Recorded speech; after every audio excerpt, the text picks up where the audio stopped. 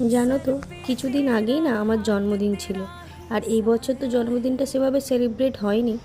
তবু ভাই একটা গিফট এনেছিল আর ওই ভিডিওটা অন করে রেখেছিল। ও তো আমাকে ডাকছে, আমি তখনও জানতাম না যে কি। ও এসে বলছে, দেখ তোর বার্থডে গিফট। আমি ওকে বলছি, এতদিন পর বার্থডে গিফট? বলছে দেখ খুলে। তো আমি খুলছিলাম বার্থডে গিফটটা।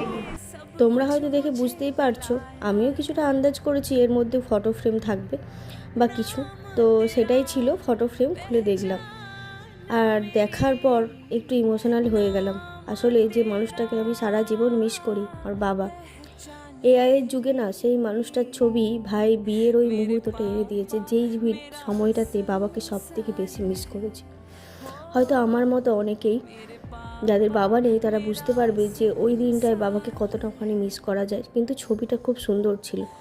সারা জীবনেও হয়তো কেউ এরকম আমাকে গিফট দিতে পারবে না। থ্যাংক ইউ ভাই, এটা আমি খুব যত্ন করে রাখবো।